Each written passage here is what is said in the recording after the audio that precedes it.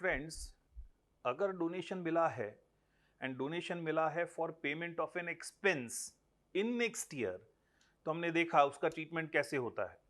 Price fund का example देखा हमने। But if donation is received, अगर आपको डोनेशन मिला है for a specific purpose and that specific purpose is construction of any asset, से कोई बिल्डिंग कंस्ट्रक्ट करने के लिए डोनेशन मिला है, क्लब पेविलियन कंस्ट्रक्ट करने के लिए डोनेशन मिला है, कोई एसेट कंस्ट्रक्शन के लिए डोनेशन मिला है, तो हम लोग कैसे डोनेशन बुक्स में रिकॉर्ड करेंगे, कैसे उससे रिलेटेड एक्सपेंसेस एंड इनकम से रिकॉर्ड करेंगे। Let's take an example. If donation is received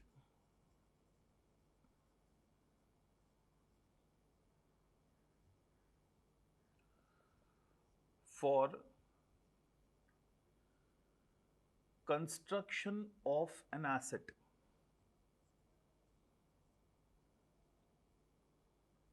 आपको डोनेशन मिला है for construction of an asset. अब डोनेशन अगर मिला है for construction of an asset, तो firstly what should be the entry for receiving that donation? We would say on receipt of that donation.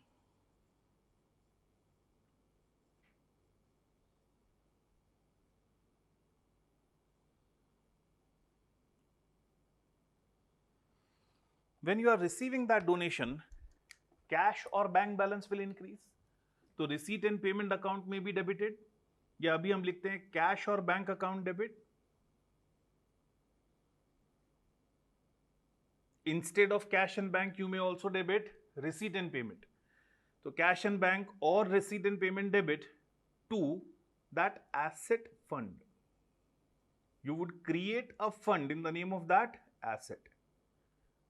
तो cash और bank या फिर receipt and payment account debit to asset fund. अब ये जो पैसा मिला है which is received for construction of an asset, since we are calling it a fund, it itself implies, इसी से पता चलता है ये पैसा हम बिजनेस में नहीं रख रहे हैं, ये पैसे को हम इन्वेस्ट कर रहे हैं outside the business in some earmarked securities. तो we are investing this sum of money, हम ये पैसा बिजनेस के बाहर इन्वेस्ट कर रहे हैं। On investment of donation receipt, जो भी डोनेशन मिला है अगर उसका इन्वेस्टमेंट करेंगे तो we will call it that asset fund investment. Asset fund investment entry पास हो जाएगा asset fund investment account debit to cash और बैंक और to receipt and payment account.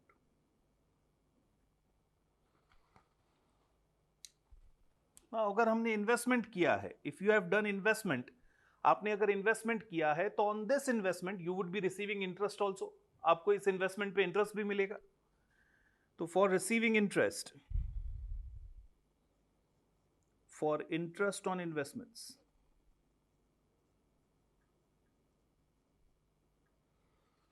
Interest मिल रहा है, so cash and bank balance increases, cash and bank account debit. Sir ऐसा भी तो हो सकता है इंटरेस्ट अक्रू हो गया लेकिन मिला नहीं है, बेनिफिट ड्यू हो गया लेकिन मिला नहीं है। अगर मिला नहीं है तो we would debit accrued interest account, accrued interest account.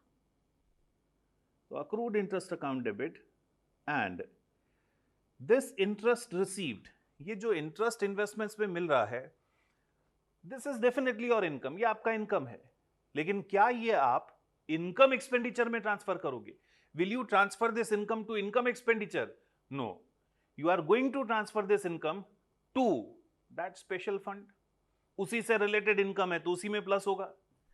तो it will be credited not to interest on investment but it will be credited directly to asset fund investment. It will be directly credited to asset fund investment account.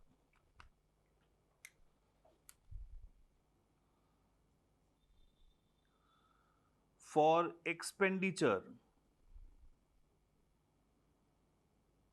incurred on construction contract,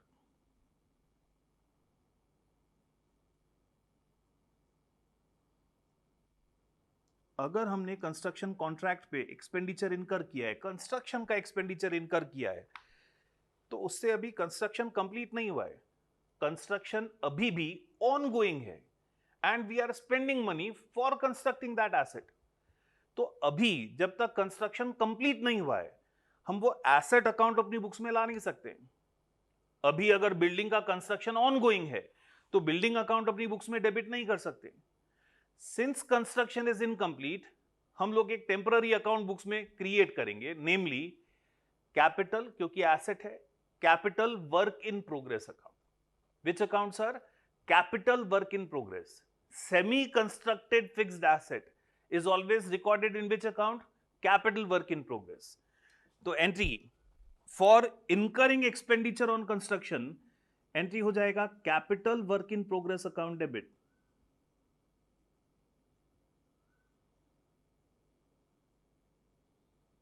capital work in progress account debit to contractors account if obviously amount is payable to contractor. Pay कर दिया है तो it will be credited to cash और bank.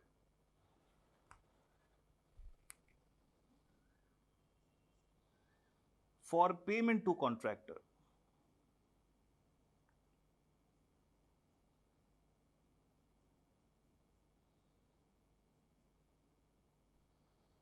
Now any payment if is given to contractor, contractor को अगर कोई भी payment दिया है तो कॉन्ट्रैक्टर को जो अमाउंट पेएबल था, जो लायबिलिटी कॉन्ट्रैक्टर की तरफ था, वो रिड्यूस होगा।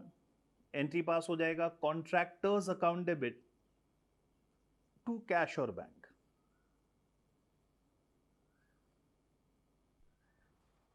Contractors account debit to cash और bank. And lastly, on completion of contract,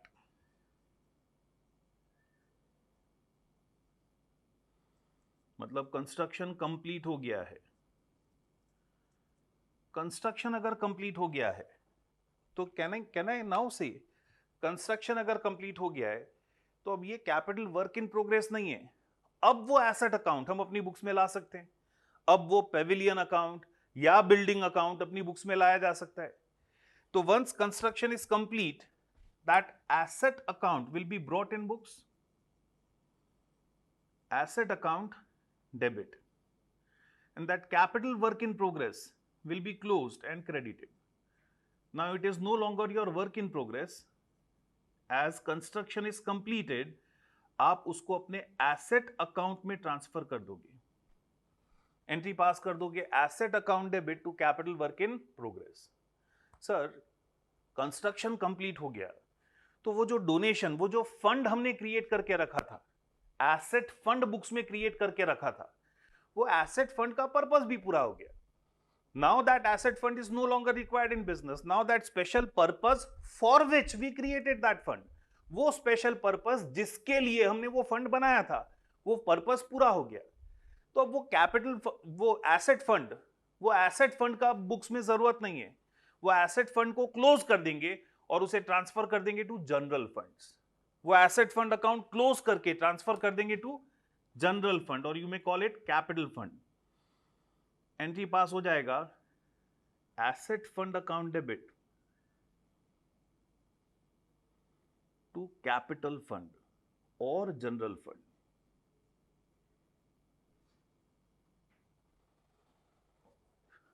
तो आप लोग स्क्रीन पॉज करके ये एंट्रीज कॉपी करेंगे, फिर हम लोग एग्जांपल देखेंगे on the basis of this.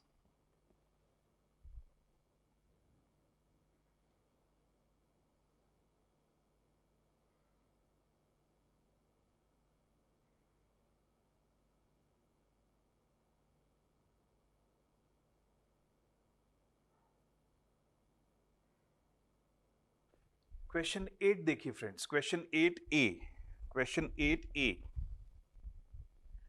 Noida school maintains separate building fund. As on 31st March 10, balance of building was 10 lakh. Balance of building fund, मतलब we already had maintained that fund in which there was balance of 10 lakh. It was represented by fixed deposits carrying interest eight 15% per annum of 6 lakh. वो 10 lakh rupees का जो भी fund मिला था हमको for construction of building, उसमें से 6 लाख का तो हमने एफडी करवा दिया था, एंड बाकी का 4 lakh rupees, remaining 4 lakh rupees हमारे पास बैंक में पड़ा था in our current account. During 10-11 school collected donation towards building fund 5,60,000, additional donation मिला for construction of building, and transferred 40% of development fees collected, that is 22,56,500 to building fund। जो भी development fees हमको मिला है उसका 40% हमने ट्रांसफर कर दिया to building fund. Capital work in progress on 31 March इस साल की शुरुआत तक it was 8,25,000, for which contractors bill up to 75% was paid on 14/4। तो 8,25,000 का 75% हमने इस साल 14/4 को पे किया है। Extension of building was finished on 31/12/2010 which was costing 7,25,000, for which contractor's bill was fully met।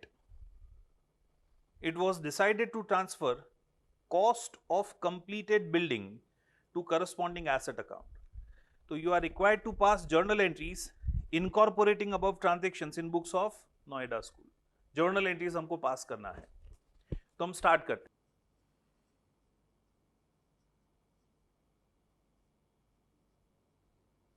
Friends, सबसे पहले there are certain balances given. Balances क्या क्या दिए हुए हैं, हमको क्या इंफॉर्मेशन दिया हुआ है, हम एक ट्रायल बैलेंस में वो प्रेजेंट करते हैं। हमको ऑन 31 मार्च इंफॉर्मेशन क्या क्या प्रोवाइडेड है, तो क्लैरिटी रहेगा। We are given balance of building fund, correct. For building construction fund मिला था 31 मार्च 19 तक 10 लाख रुपीस का उसमें बैलेंस दिया है। अच्छा, ये बिल्डिंग फंड हमने इन्वेस्ट कहां पे किया है? ये बिल्डिंग फंड का पैसा 15% फिक्स डिपॉजिट में इन्वेस्टेड है, 6 लाख रुपीस,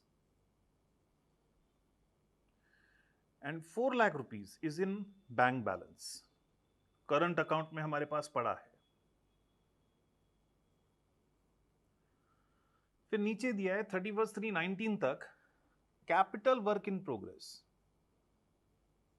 इतना वर्क ऑलरेडी कंप्लीट हो चुका था।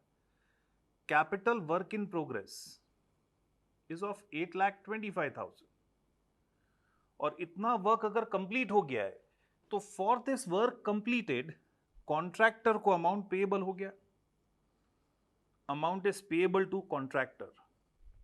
इतना वर्क अगर कंप्लीट हो गया है तो इतना पैसा कॉन्ट्रैक्टर को पे करना भी बाकी है, दैट इज आवर लायबिलिटी।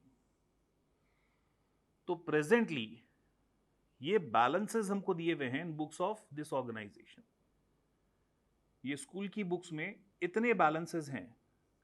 अब इस साल क्या क्या ट्रांजैक्शंस हुए, will start recording those transactions. तो इस साल सबसे पहला ट्रांजैक्शन क्या हुआ friends? What is the first transaction in this year? सबसे पहले 5,60,000 का फर्दर डोनेशंस उनको इस साल मिला है। 5,60,000 डोनेशन मिला है फॉर बिल्डिंग फंड। तो first entry will be cash और बैंक अकाउंट डेबिट। यहां पे क्योंकि बैंक में सारा पैसा पड़ा है, बैंक बैलेंस इंक्रीज होगा, bank account debit 5,60,000 to building fund.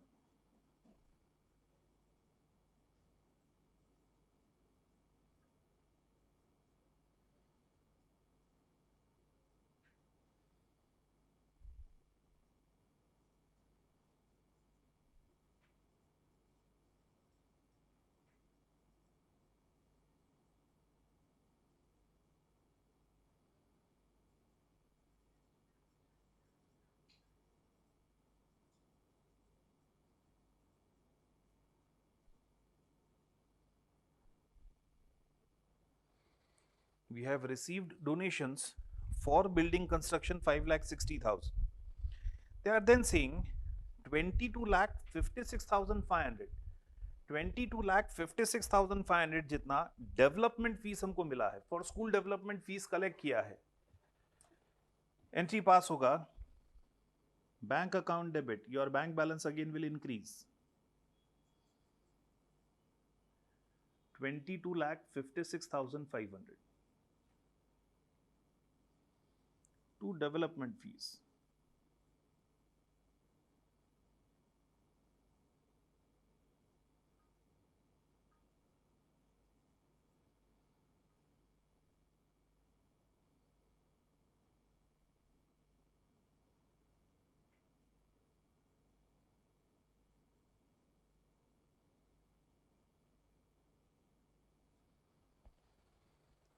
और ये जो भी डेवलपमेंट फीस मिला है, they are saying 40% of this development fees is to be transferred to building fund, building construction के लिए यूज कर लेना है। तो we are receiving fees of 22,56,500, 40% of that is 9,02,600, तो 9,02,600 आउट ऑफ डेवलपमेंट फीस हम लोग ट्रांसफर कर देंगे टू बिल्डिंग फंड। तो डेवलपमेंट फीस का अमाउंट रिड्यूस करेंगे, एंट्री पास हो जाएगा, development fees account debit, development fees account debit 9,02,600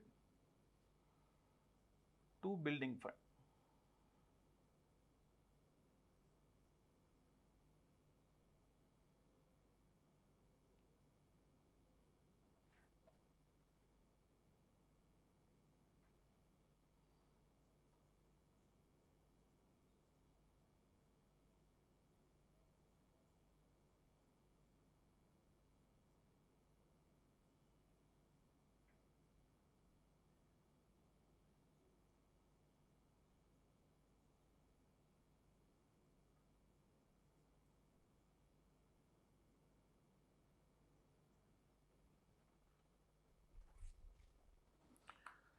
Next,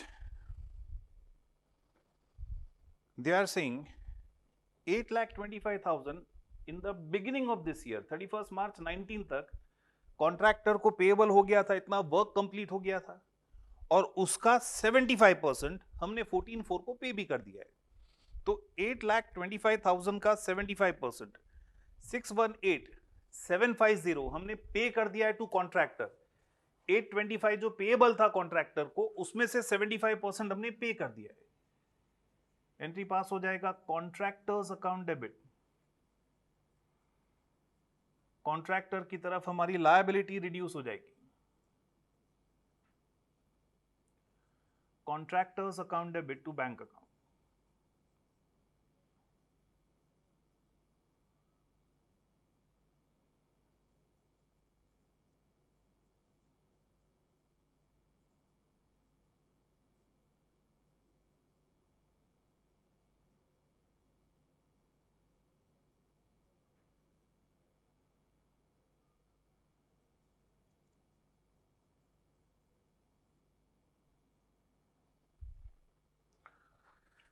They are then saying extension of building was finished on 31st of December 2019, which costed 7,25,000 up to the end of last year. Last year पूरा हुआ तब तक 8,25,000 का work complete हो चुका था, पूरा का पूरा एक्सटेंशन बिल्डिंग का up to 31st December complete हो चुका है, एंड कितना एक्स्ट्रा कॉस्ट हमने इनकर किया है up to 31st December, 7,25,000। So 7,25,000 is further payable to contractor, वो और कॉन्ट्रैक्टर को पेएबल हो गया है। तो वो 7,25,000 जो और खर्चा हमने कर दिया है, जो और अमाउंट पेएबल हो गया है कॉन्ट्रैक्टर को, उसके लिए एंट्री पास करेंगे। For expense incurred, capital work in progress बढ़ गया, capital work in progress account debit,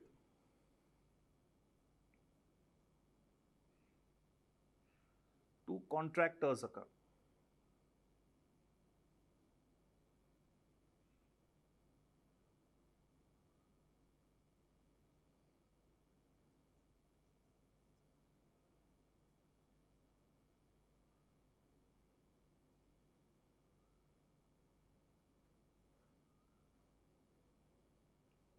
capital work in progress to contractor 7,25,000, जितना वर्क कंप्लीट हुआ उतना पैसा हमने ट्रांसफर कर दिया। अब कॉन्ट्रैक्टर को उसका सारा ड्यूज पे भी कर दिया है। सर कॉन्ट्रैक्टर का कितना ड्यूज बाकी है? तो 8,25,000 जो इनिशियल ड्यूज था, 8,25,000 का जो इनिशियल ड्यूज था उसका 75% ही हमने पे किया था, उसका 25% बाकी था, प्लस इस साल जो वर्क उसने कंप्लीट किया है 7,25,000 वो भी बाकी है, मतलब 931,250 उसको पे करेंगे हम लोग। Entry will be contractors account debit to bank,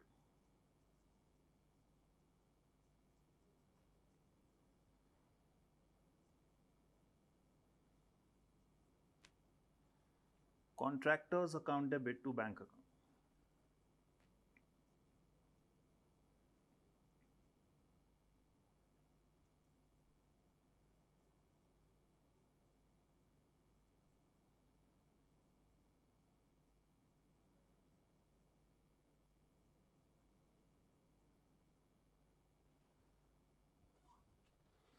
After making this payment, question में बहुत क्लियरली दिया है, it is now being decided कि जो भी बिल्डिंग का वर्क कंप्लीट हो गया है, कितना कंप्लीट हो गया है?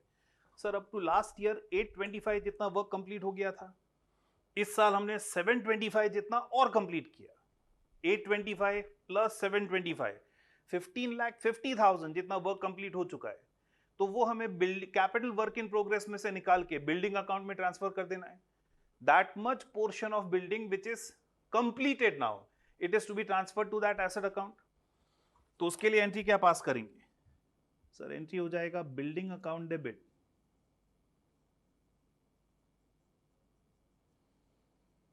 $15,50,000 to building to capital work in progress account. Sorry. Out of capital work in progress, that much portion will be taken out and will be transferred to asset account.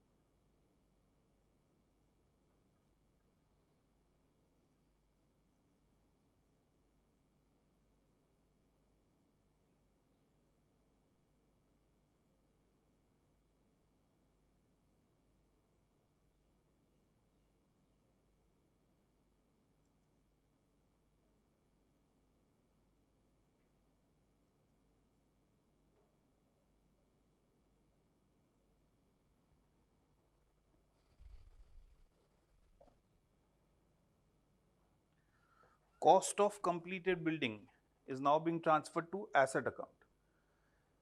Secondly, क्योंकि 15,50,000 जितना building work complete हो गया है, can I now से वो 15,50,000 तक का special fund create करने का पर्पस पूरा हो चुका है। 15,50,000 का बिल्डिंग कंस्ट्रक्शन क्योंकि कंप्लीट हो चुका है, up to that extent special fund जो हमने क्रिएट किया था उसका पर्पस भी पूरा हो चुका है। तो उतना अमाउंट 15,50,000 जितना amount out of special fund, अब स्पेशल नहीं रहा because it's purpose is over, out of building fund 15,50,000 जितना अमाउंट हमको ट्रांसफर कर देना है to general fund, capital fund. तो एंट्री पास करेंगे building fund account debit,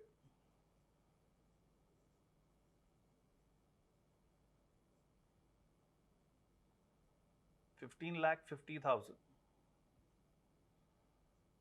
to capital fund.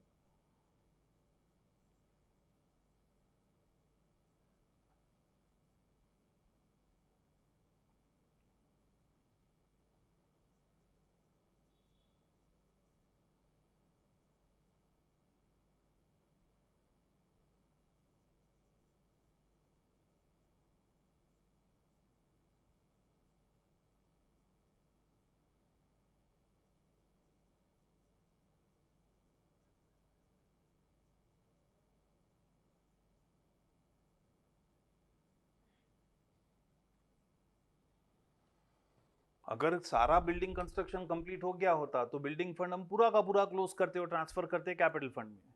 Partial work पूरा हो गया है एंड उतना अमाउंट क्योंकि बिल्डिंग अकाउंट में ट्रांसफर हो गया है, उतना पर्पस बिल्डिंग फंड क्रिएट करने का पूरा हो गया है, तो उतना पोर्शन हम निकाल के अभी ट्रांसफर कर देंगे टू कैपिटल फंड। लास्टली ये जो इन्वेस्टमेंट किया था बिल्डिंग फंड का, एफडी में इन्वेस्टमेंट किया था, इस एफडी पे इंटरेस्ट भी मिलेगा 15%, 6 लाख पे 15%, 90,000 रुपीज जितना इंटरेस्ट मिलेगा। एंड वो इंटरेस्ट जो एफडी पे मिल रहा है, क्या वो आपका इनकम मानोगे आप? नहीं, बिल्डिंग फंड से रिलेटेड इन्वेस्टमेंट है, तो बिल्डिंग फंड से रिलेटेड इनकम हुआ ना। बिल्डिंग फंड से रिलेटेड कोई भी इनकम होगा वो बिल्डिंग फंड में ही ऐड होगा। रिमेंबर, कोई भी स्पेशल फंड क्रिएट किया है तो स्पेशल फंड से रिलेटेड एक्सपेंस उसमें से माइनस, स्पेशल फंड से रिलेटेड इनकम उसमें प्लस। ऐसा कोई एक्सपेंस किया है जिससे एसेट क्रिएट हो रहा है, वो माइनस नहीं करना है, वो एसेट साइड शो करना है। बिल्डिंग कंस्ट्रक्ट किया, एसेट क्रिएट हो रहा है, एसेट साइड शो करना है। इन्वेस्टमेंट किया, वो भी पेमेंट है, खर्चा है, लेकिन उससे एसेट क्रिएट हो रहा है, वो माइनस नहीं करना है। I hope you are getting that. तो any expense relating to special fund will be deducted, any income relating to special fund will be added, exception कोई ऐसा एक्सपेंस, ऐसा पेमेंट स्पेशल फंड से रिलेटेड किया है जिससे एसेट क्रिएट हो रहा है, आई वुड से वो पैसा कैश से एसेट में कन्वर्ट हो रहा है, वो बिजनेस के बाहर नहीं जा रहा है, तो वो बिल्डिंग फंड में से माइनस नहीं करना है। Correct sir. तो entry for receiving interest, bank account debit,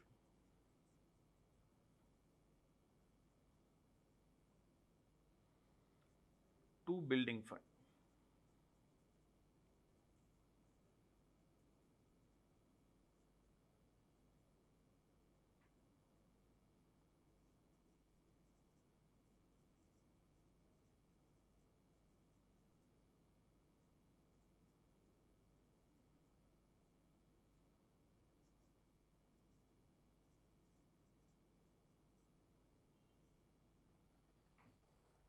I hope you are getting these entries, ये एंट्रीज समझ में आ रहा है आप लोग को?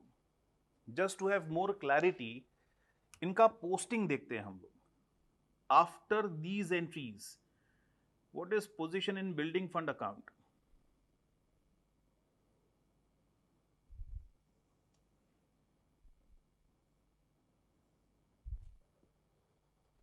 कॉन्ट्रैक्टर्स अकाउंट,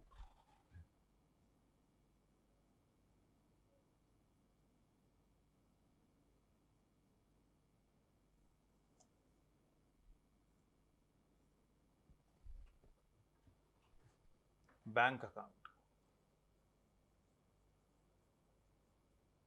ये पूछा नहीं है, जस्ट फॉर क्लैरिटी हम लोग ये लेजर अकाउंट्स ड्रॉ करके देख रहे हैं। बिल्डिंग फंड अकाउंट में in the beginning of this year opening balance 10 lakh rupees है,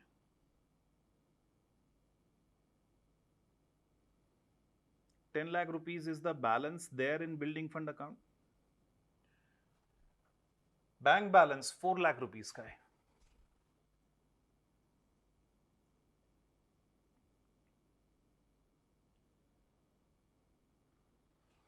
Payable to contractor in the beginning of this year, payable to contractor in the beginning of this year was 8,25,000, 8,25,000। Entries क्या पास किया आपने? Entries bank to building fund 5,60,000,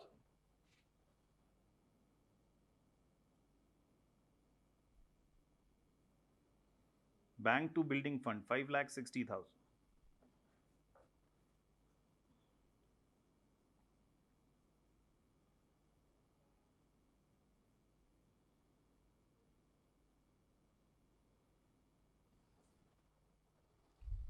फिर bank to development fees 22,56,500,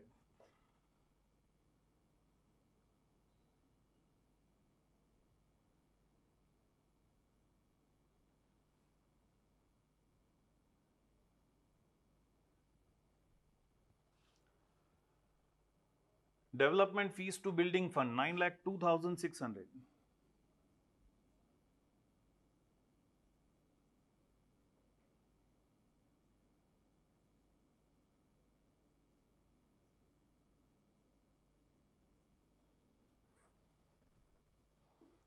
contractor को payment दिया, contractor to bank 618,750,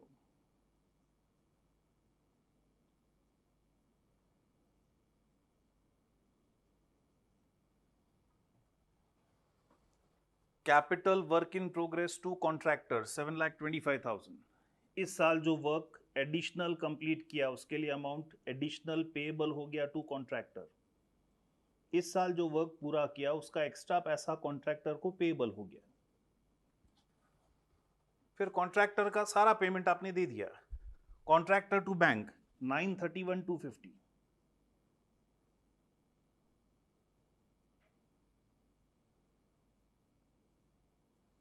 Contractor's account is already closed.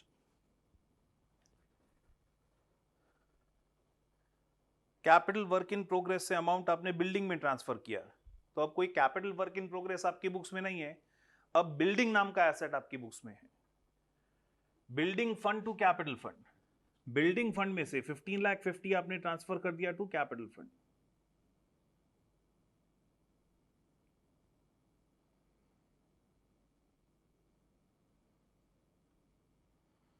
And FD पे interest मिला, वो भी आपने क्रेडिट किया टू बिल्डिंग फंड। तो balance now remaining in your building fund account, balance now remaining in your building fund account is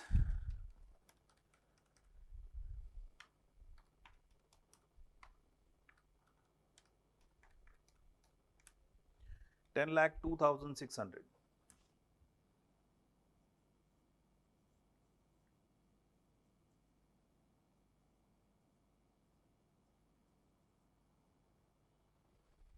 bank balance, so contractor को pay किया 931,250, that will be credited.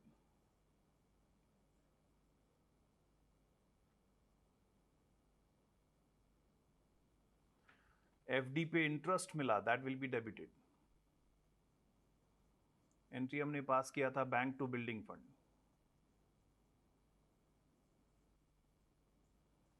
तो closing bank balance,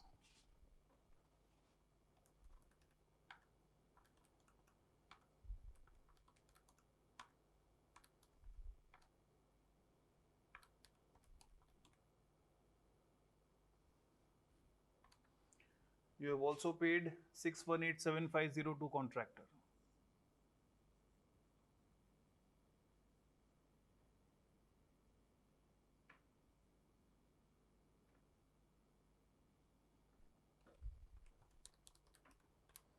So 1756,500 is your closing bank balance.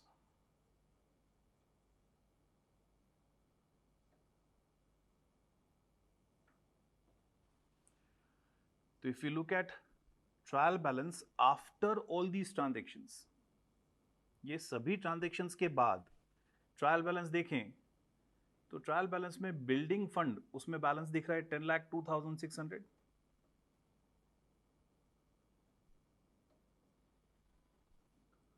Fix deposit अभी भी intact है 6 लाख का। Bank balance 1756,500। Building account, asset account में आपने amount transfer किया 15,50,000। कॉन्ट्रैक्टर को अब कुछ भी पेएबल नहीं है, and there is balance in development fees.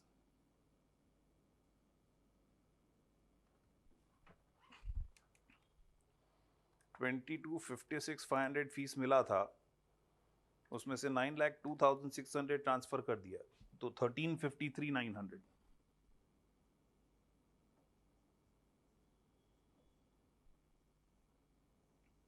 There's also balance in capital fund, amount of building fund which we transfer to capital fund 15,50,000.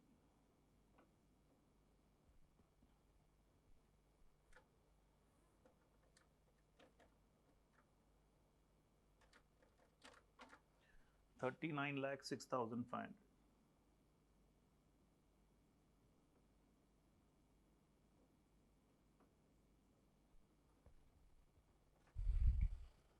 तो पॉज करेंगे एंड कॉपी करेंगे एग्जाम्पल।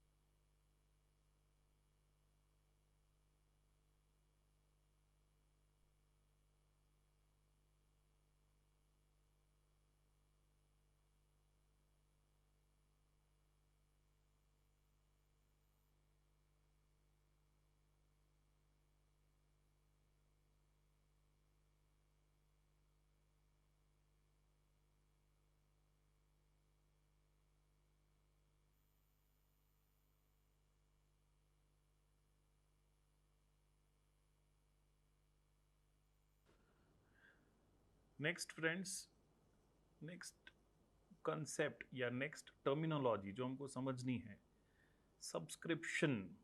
सर सब्सक्रिप्शन क्या होता है? Subscription is the fees the organization is charging from its members for giving them the services। जो भी services members को मिल रही है, वो सर्विसेज के बदले में जो फीस हम उनसे चार्ज कर रहे हैं, दैट इज सब्सक्रिप्शन। हम बोल सकते हैं it is nothing but membership fees और fees paid to get the services. Sir ये एक ही बार देनी पड़ती है? नहीं, रेगुलरली मिलती है। It can be monthly, it can be quarterly, it can be half yearly और it can be yearly also. Quarterly, half yearly और ईयरली। तो ये फीस रेगुलरली मिलती है। It's a main source of income for the organisation. ये वो source of income है जिसकी हेल्प से ऑर्गेनाइजेशन अपनी day to day activities, day to day work कर सकती है, रन कर सकती है। तो हम बोल सकते हैं what is subscription? It is fees received regularly from members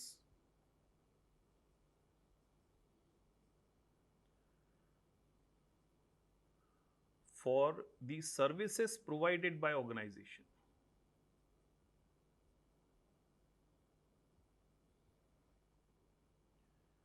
It is a recurring income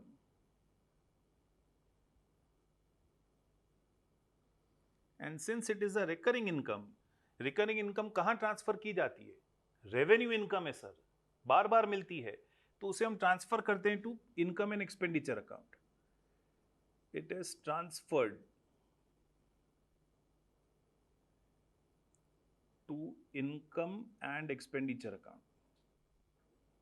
since it is regular source of income, it will be transferred to income and expenditure account. Income expenditure account में treatment हम लोग कैसे देते हैं? What is treatment for subscription received? सी, जो भी subscription received during the year है,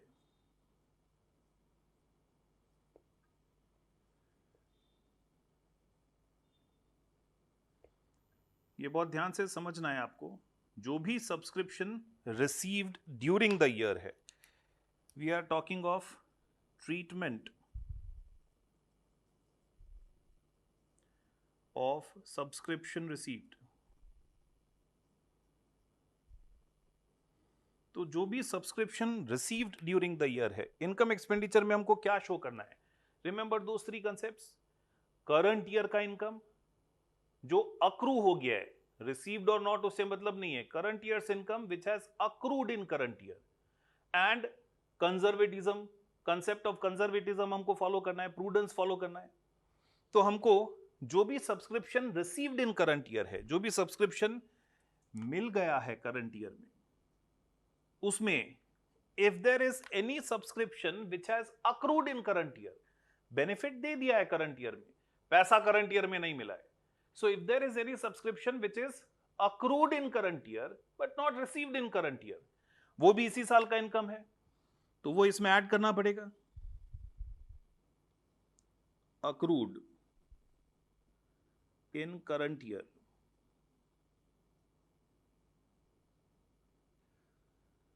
Sir, if there is any subscription which was accrued last year but received in current year, क्या वापस बोलो?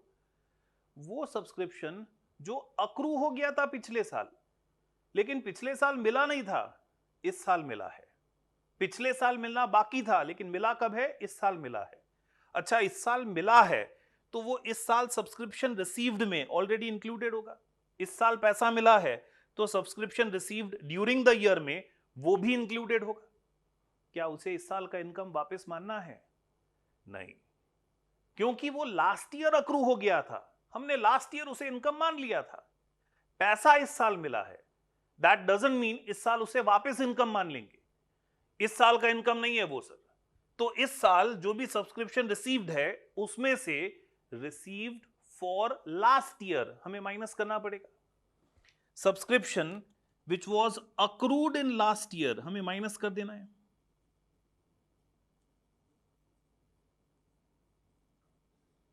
subscription which is accrued in previous year but received this year will be deducted. Same way, in this subscription, इसी subscription में अगर next year के लिए अभी से पेमेंट मिल गया है, अगले साल के लिए पेमेंट अभी से मिल गया है, सी पेमेंट मिल गया है तो वो अगेन इस सब्सक्रिप्शन रिसीव में इंक्लूडेड होगा, लेकिन क्या वो इनकम इस साल का है? नहीं sir, that is pre received in current year, received in advance in current year, that should be deducted, वो भी हमें माइनस करना है. Received in advance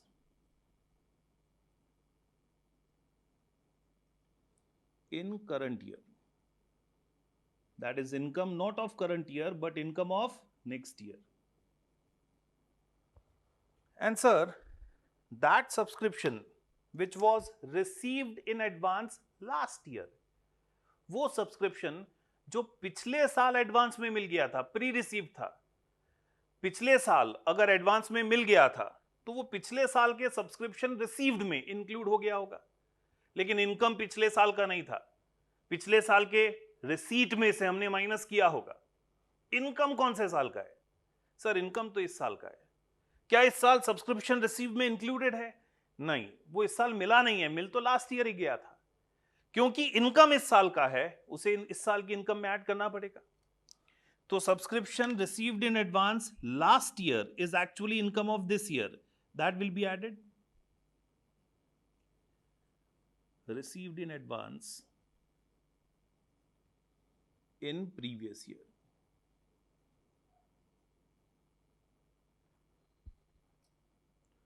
That will be added. तो अब जो नेट बैलेंस सब्सक्रिप्शन का बचता है, अब जो नेट बैलेंस सब्सक्रिप्शन का बचता है, we would say that is income in current year, that is income accrued in current year, and that will be transferred to income and expenditure account.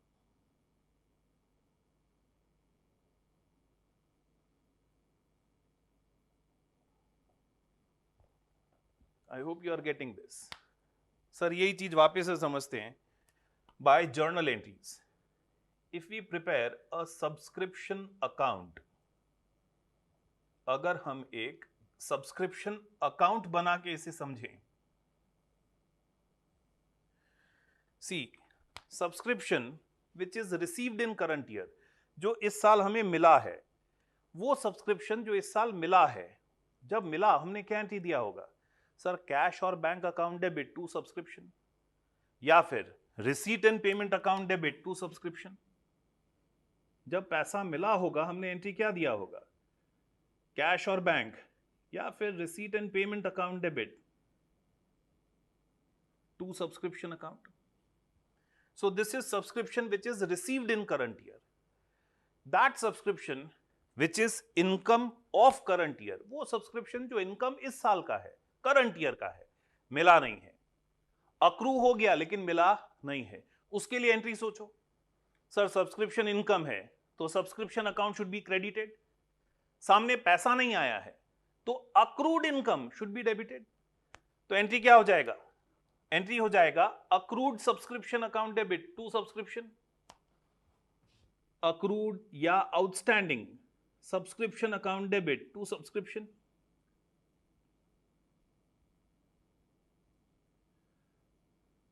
This is, can I say, income accrued in current year? This is income accrued in current year. Same way, subscription which was accrued last year, वो subscription जो पिछले साल accrue हो गया था, तो वो subscription के लिए पिछले साल हमने सेम एंट्री पास किया होगा. वो सब्सक्रिप्शन जो लास्ट ईयर अक्रू हो गया था, हमने उसके लिए क्या एंट्री दिया होगा? Sir accrued income to income, accrued subscription to subscription entry दिया होगा. मिला नहीं था लास्ट ईयर, मिला कब? इस साल. सर इस साल मिल गया है तो वो इस साल के रिसीट में इंक्लूडेड है, लेकिन क्या वो इस साल का इनकम है? नहीं. तो इस साल की इनकम में से, इस साल के रिसीट में से उसे निकाल देना पड़ेगा ना. सब्सक्रिप्शन में से माइनस करना है तो सब्सक्रिप्शन अकाउंट डेबिट करना पड़ेगा. एंड वो अक्रूड सब्सक्रिप्शन अकाउंट, वो अक्रूड इनकम अकाउंट जो ऑलरेडी हमारी बुक्स में है, उसे क्लोज करने के लिए क्रेडिट करना पड़ेगा। मतलब लास्ट ईयर जो एंट्री दिया था उसका रिवर्स एंट्री इस साल देना पड़ेगा ना। इस साल एंट्री क्या हो जाएगा? एंट्री हो जाएगा subscription account debit to accrued या आउटस्टैंडिंग सब्सक्रिप्शन।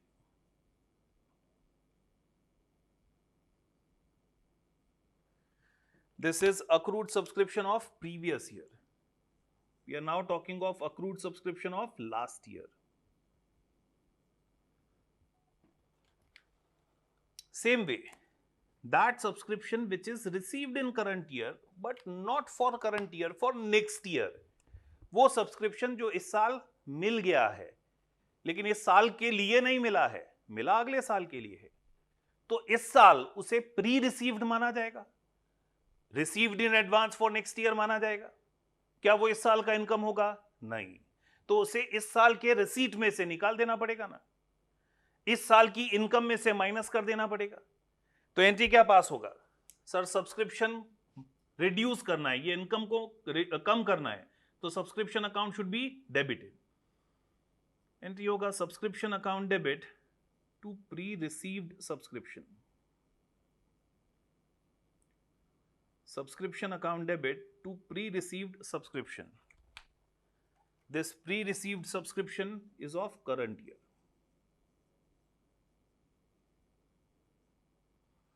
And similarly, वो subscription जो pre-received था in last year, in advance मिल गया था in last year, उसे last year की इनकम में से हमने माइनस किया था, वो इनकम लास्ट ईयर का नहीं था, इसलिए लास्ट ईयर की इनकम में से रिड्यूस कर दिया था, माइनस कर दिया था। इनकम कौन से साल का है? सर इस साल का है, तो इस साल की इनकम में ऐड करना पड़ेगा ना। इनकम का क्रेडिट बैलेंस होता है, ऐड करना है तो सेम साइड इफेक्ट देना है, उसे और क्रेडिट करना है। मतलब एंट्री पास होगा pre received subscription to subscription. Last year entry दिया था subscription to pre receive subscription, तो वो एंट्री इस साल रिवर्स हो जाएगा ना, pre receive subscription account debit to subscription account. तो सब्सक्रिप्शन अकाउंट में credit side by pre received subscription.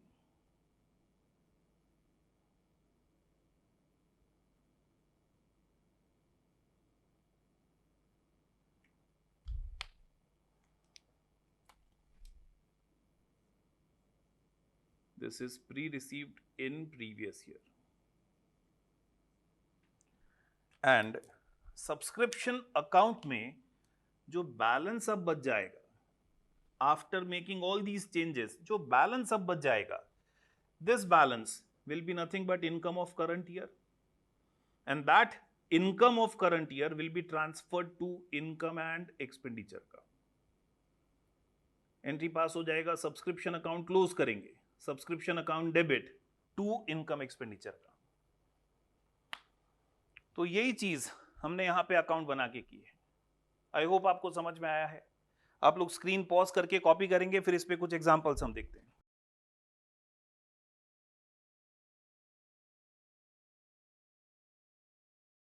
Friends, class work question 7B देखिए। Class work question number 7B। Question 7B, during 2020 subscription received in cash is 42,000. It includes 1,600 for 2019 and 600 for 2021. Also, 3,000 was still to be received for 2020. Calculate the amount to be credited to income expenditure account in respect of subscription and also show the ledger account. तो हम लोग सबसे पहले calculate कर लेते हैं how much will be credited to income expenditure account.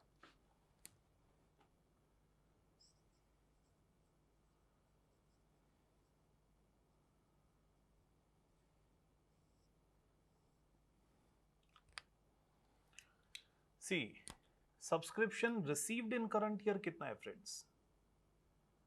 Subscription received in 2020 in current year हमें मिला कितना है? सर 42,000 मिला है। आगे इंफॉर्मेशन क्या दिया है? ये जो करंट ईयर में 42,000 मिला है, it includes 1,600 for 2019। 1,600 last year का था, मतलब लास्ट ईयर हो सकता है मिलना बाकी था, अभी इस साल मिल गया है। क्या वो इस साल का इनकम है? नहीं, माइनस कर देंगे, लेस कर देंगे, received for last year 1600. Same way, subscription which is received for next year for 2021 600, वो भी माइनस कर देंगे, वो भी इस साल का इनकम नहीं है, लेस कर देंगे। सब्सक्रिप्शन जो मिला है for 2021 and they are saying subscription of 3000 was still to be received for 2020. 2020 का, इस साल का 3000 अभी भी मिलना बाकी है। इनकम एक्सपेंडिचर में do you show income which is received और विच हैज अक्रूड? हम लोग शो करते हैं इनकम विच इज अक्रूड, जो अक्रू हो गया है, जिसका बेनिफिट दे दिया है हमने। तो वो सब्सक्रिप्शन जो मिला है उसमें जो मिलना बाकी है, अक्रू इस साल हो गया लेकिन मिलना बाकी है, वो ऐड करना पड़ेगा। Accrued income for this year will be added. ये सब्सक्रिप्शन तो रिसीव्ड इन करंट ईयर है, that subscription which is accrued but not received, accrue हो गया है लेकिन मिला नहीं है, वो हमको अलग से ऐड करना पड़ेगा। मतलब subscription income for current year कितना हो जाएगा? 42,800,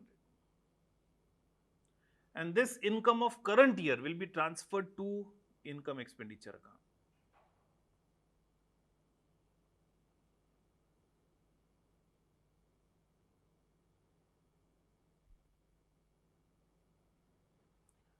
I hope you are getting this. यही अगर लेजर अकाउंट में हमको पूछा भी है प्रेजेंट करना हो तो how to present that in ledger. Subscription account अगर प्रिपेयर किया जाए तो सब्सक्रिप्शन अकाउंट में ये हम कैसे शो करेंगे? First of all 42,000 is receipt in current year, मिला है, पैसा आया, तो कैश बैंक या फिर receipt in payment account debit होगा। एंट्री पास होगा receipt in payment account debit to subscription, receipt in payment account debit to subscription 42,000। फिर वो सब्सक्रिप्शन जो लास्ट ईयर के लिए मिला है, सी 2019 का सब्सक्रिप्शन इस साल क्यों मिला है? क्योंकि सर 2019 में मिलना बाकी था, 2019 में मिलना बाकी था, तो हमने 2019 में उसके लिए क्या एंट्री पास किया था? पिछले साल मिलना बाकी था, तो पिछले साल क्या एंट्री पास किया था? Sir accrued income to income, accrued subscription account debit to subscription. इस साल रिवर्स करना पड़ेगा एंट्री, इस साल एंट्री हो जाएगा subscription account debit to accrued subscription. This is accrued subscription of last year. This is accrued subscription of 2019.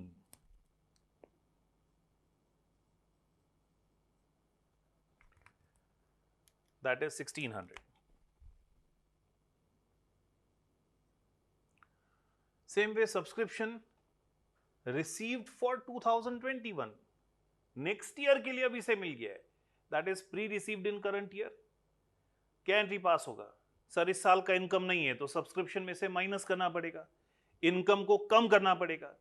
Income को कम करने के लिए इनकम अकाउंट डेबिट, मतलब subscription account debit to pre received subscription, to pre received subscription.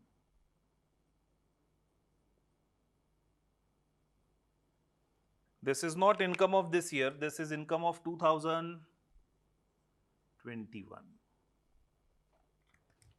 And that subscription which is yet to be received in current year, accrued in current year, उसे इस साल की income में add करना है। क्या entry pass करेंगे? Sir accrued subscription account debit to subscription, accrued या outstanding subscription account debit to subscription।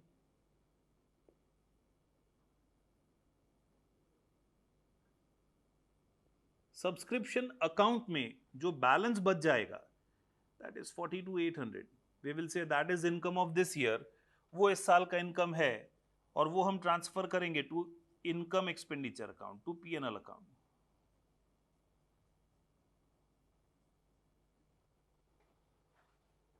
I hope आप लोग को समझ में आया ये सब।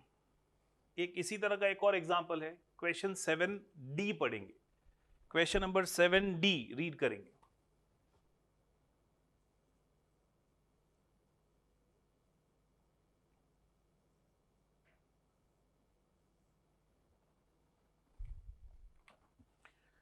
सेवन डी क्या इंफॉर्मेशन दिया है? During the year ended 31 March 20, Sachin cricket club received subscription as follows. मतलब इस साल हमको टोटल कितना मिला है? For the year ended 31 March 19, पिछले साल के लिए इस साल 12,000 मिला है। For the year ended 31 March 20, मतलब इस साल के लिए इस साल 6,15,000 मिला है। फॉर द ईयर एंडेड 31 मार्च 2021, मतलब नेक्स्ट ईयर के लिए इस साल हमको 18,000 मिला है। तो total subscription received in current year कितना है? Sir it is 6,45,000। We would say subscription received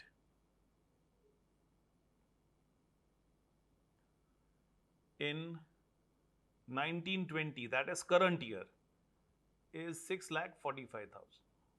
Total subscription received in current year is 6,45,000.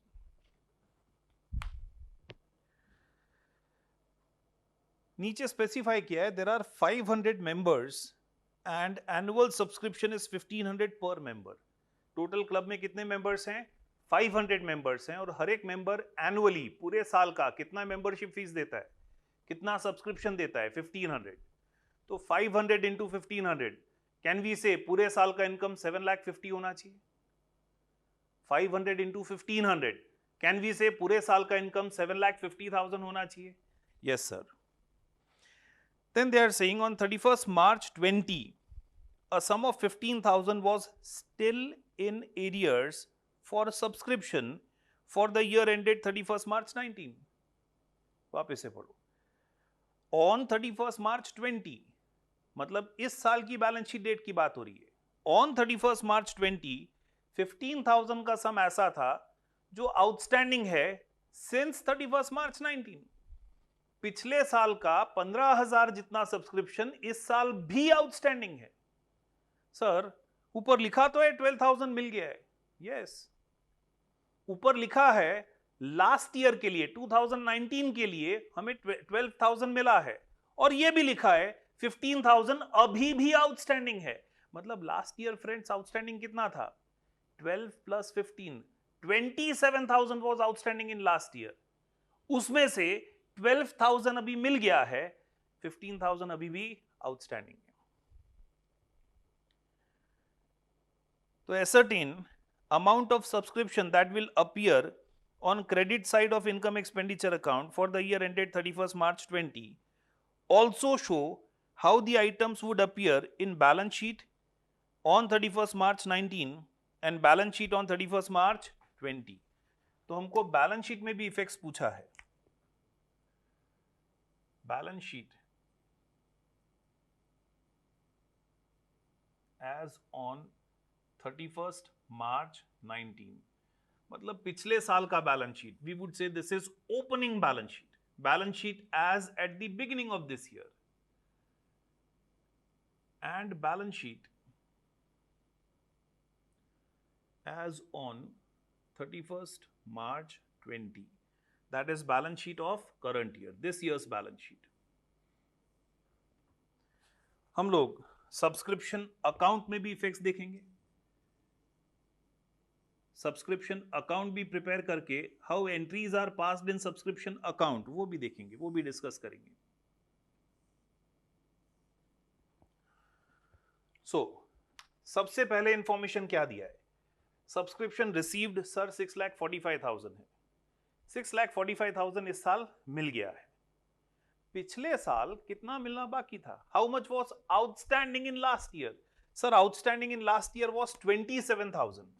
मतलब लास्ट ईयर की बैलेंस शीट में आउटस्टैंडिंग सब्सक्रिप्शन या अक्रूड सब्सक्रिप्शन हमने 27,000 शो किया होगा। पिछले साल 27,000 मेंबरशिप फीस मिलना बाकी था। क्या वो पूरा 27,000 इस साल मिल गया है? पूरा 27,000 इस साल मिल गया है? नहीं, वो 27,000 जो मिलना बाकी था उसमें से इस साल कितना मिला है? सर इस साल 12,000 मिला है। How much is received in this year? 12,000। मतलब 12,000 हमें इस साल की इनकम में से माइनस करना है। That is received for 18-19, 12,000। Sir 27,000 total मिलना बाकी था, 12,000 आपको इस साल मिल गया है, तो कैन वी से 15,000 अभी भी आउटस्टैंडिंग है? यस। तो वो 15,000 जो अभी भी आउटस्टैंडिंग है वो इस साल की बैलेंस शीट में भी शो करना पड़ेगा। Outstanding subscription,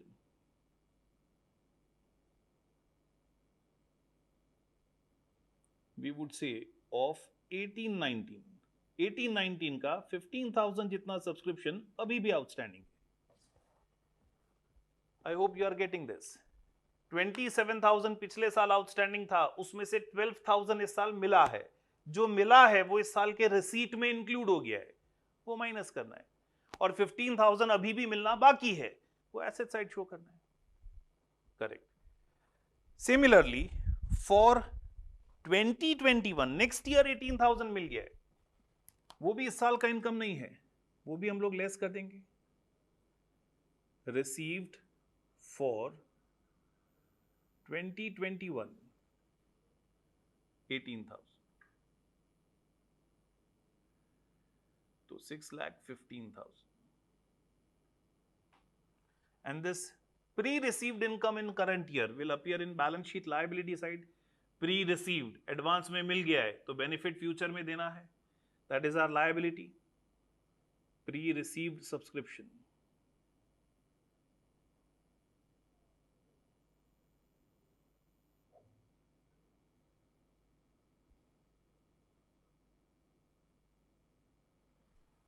Now friends, they are also saying club में टोटल 500 मेंबर्स थे एंड हर एक मेंबर का 1500 सब्सक्रिप्शन बनता है। 500 members and each should pay 1500, तो total income earned in current year, not received, earned in current year should be how much? Current year में कितना income earn कर रहे हैं हम लोग? सर 500 इंटू 500 इंटू 1500, 500 मेंबर्स, हर एक जना 1,500 रुपए पे करता है, तो total income earned in current year is 7,50,000। अभी रिसीव्ड कितना दिखा रहा है? 645 में से ये दोनों तो दूसरे कोई साल का इनकम मिल गया था, इस साल के लिए रिसीव्ड कितना दिखा रहा है? 6,15,000. We would say received for 1920 is 6,15,000. Earn कितना किया, मिलना कितना चाहिए? 7,50,000. मिला कितना है? 6,15,000. कैन वी से 1,35,000 is income earned in current year but not received? That is outstanding. Outstanding subscription in current year. Outstanding subscription of 1920 is 1,35,000. And that outstanding subscription of current year will also appear in balance sheet. तो total outstanding subscription balance sheet में कितना दिखेगा? Sir total outstanding subscription balance sheet में 1,50,000 दिखेगा। और that income which is earned in current year, this income earned in current year will be transferred where? This will be transferred to income expenditure account.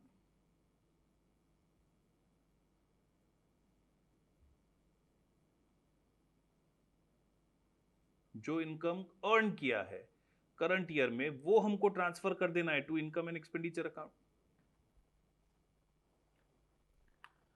I hope आपको समझ में आया क्या किया हमने यहां पे। अकाउंट में अगर इफेक्ट्स देखें तो how much is subscription received? Sir 6,45,000. क्या एंट्री पास होगा? Receipt and payment account debit to subscription, receipt and payment account debit to subscription 6,45,000. Outstanding subscription in last year, that subscription which was outstanding last year, हमने last year क्या entry pass किया होगा, outstanding subscription to subscription, इस साल reverse कर देंगे, entry पास हो जाएगा subscription to outstanding subscription, subscription account debit to outstanding subscription, then subscription received for next year, that is pre-received, entry पास हो जाएगा subscription account debit to pre received subscription, subscription account debit to pre received subscription, और ये pre received subscription हम लोग show करेंगे in our balance sheet, liability side transfer किया हमने, outstanding as at the end of current year, outstanding as at the end of current year 1,50,000, 15,000 पिछले साल का आउटस्टैंडिंग है, 135 इस साल का आउटस्टैंडिंग है, टोटल इस साल के एंड में कितना आउटस्टैंडिंग है, 1,50,000 सर, एंट्री पास हो जाएगा outstanding subscription to subscription, outstanding subscription account debit to subscription 1,50,000, and now balance remaining in subscription account is our income of this year, that will be transferred to income and expenditure account. 7,50,000 जो इस साल का income है, that will be transferred to income expenditure account. Balance remaining is our income of this year, और वो इस साल का इनकम हम ट्रांसफर कर देंगे कहां पे, income and expenditure account.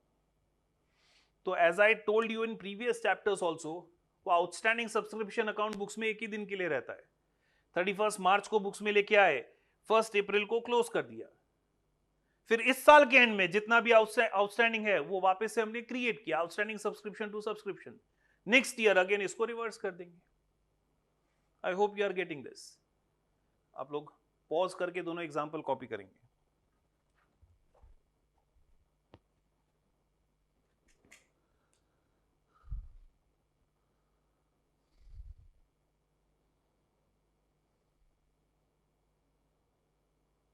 Same as subscription, what will be treatment of expenses paid during the year?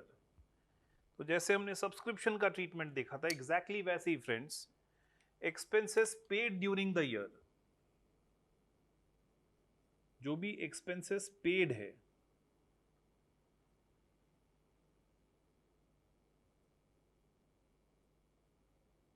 That expense paid during the year might be for current year, हो सकता है वो इस साल के लिए पे किया हो सकता है पिछले साल का पे करना बाकी हो, वो इस साल पे किया हो, या हो सकता है नेक्स्ट ईयर के लिए अभी से पे कर दिया हो.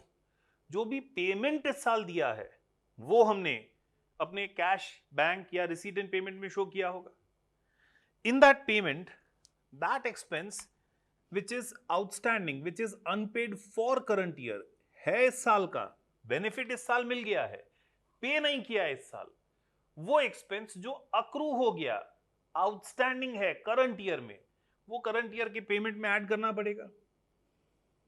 Outstanding in current year,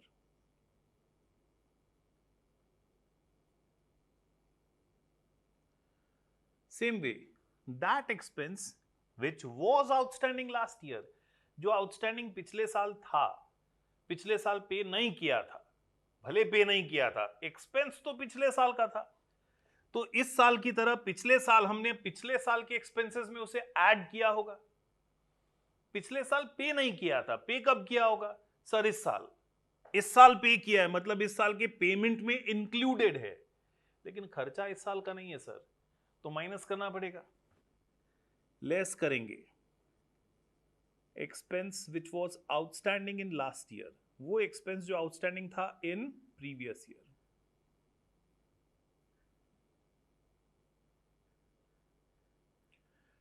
same way, अगर इस साल के पेमेंट में अगले साल का कोई पेमेंट इंक्लूडेड है, आने वाले साल का पेमेंट अभी से दे दिया है, मतलब प्रीपेड है, वो भी हमको निकाल देना है, लेस करेंगे. Prepaid expense in current year, and sir, अगर सेम एज करंट ईयर, पिछले साल इन लास्ट ईयर कोई एक्सपेंस प्रीपेड था, पिछले साल कोई एक्सपेंस का पेमेंट एडवांस में दे दिया था, तो वो पिछले साल का खर्चा नहीं था। पिछले साल एडवांस में किस साल के लिए दिया होगा? इस साल के लिए, तो वो खर्चा इस साल का था, तो इस साल के एक्सपेंसेस में उसे ऐड करना पड़ेगा। That should be added to expense of this year, plus कर देंगे prepaid expense in previous year.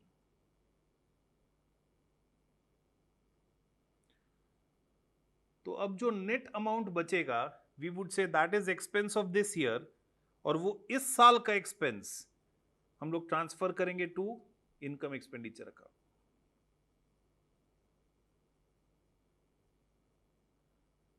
That expense of this year will be transferred to income and expenditure account.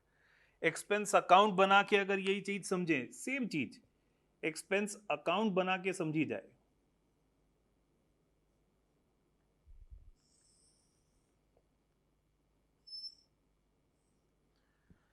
तो that expense which is paid in current year, वो expense जो इस साल पे किया है, उसके लिए एंट्री क्या दिया होगा?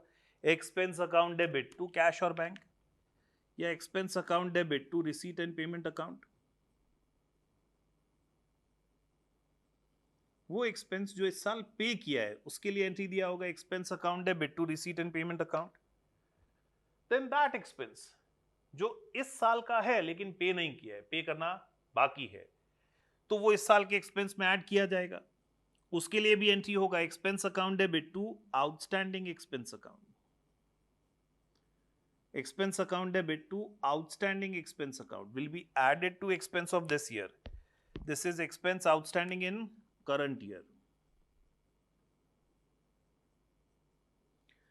and that expense which was outstanding last year, हमने लास्ट ईयर उसके लिए सेम एंट्री दिया होगा एक्सपेंस टू आउटस्टैंडिंग एक्सपेंस। इस साल क्या करेंगे सर? रिवर्स कर देंगे। इस साल एंट्री क्या करेंगे? Outstanding expense to expense. वो इस साल का एक्सपेंस नहीं है तो इस साल के पेमेंट में से उसे माइनस कर देंगे। This is outstanding expense in previous year.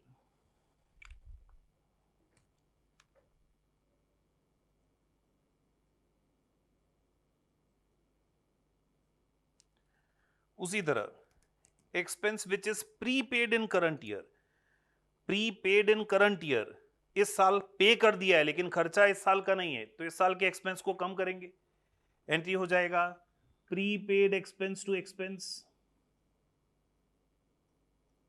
Prepaid expense account debit to expense, it is prepaid in current year, and that expense which was prepaid last year, जो पिछले साल एडवांस में पे कर दिया था, उसके लिए लास्ट ईयर हमने एंट्री किया होगा प्रीपेड एक्सपेंस टू एक्सपेंस। इस साल रिवर्स कर देंगे एंट्री, इस साल एंट्री हो जाएगा expense account debit to prepaid expense,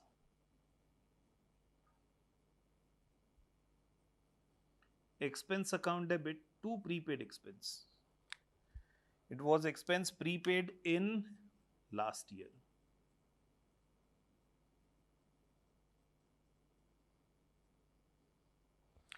तो एक्सपेंस अकाउंट में अब जो भी बैलेंस बचेगा, we would say that is expense of current year। जो भी बैलेंस बचेगा वो इस साल का एक्सपेंस है, और इस साल का एक्सपेंस हम ट्रांसफर कर देंगे to this year's income expenditure account. वो इस साल के इनकम एक्सपेंडिचर में ट्रांसफर हो जाएगा। आई होप समझ में आया है। इसी पे एक क्वेश्चन है, एक एग्जांपल है, हम लोग वो देखते हैं पहले। आप लोग क्वेश्चन 7C देखेंगे क्लास वर्क में, question number 7C।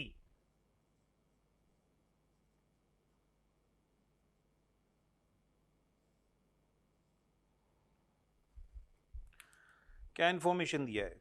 Salaries paid during 2020 23,000 दिया है। फॉलोइंग इंफॉर्मेशन, सैलरीज पेड और सैलरीज अनपेड ऑन 31 मार्च 19, पिछले साल अनपेड था।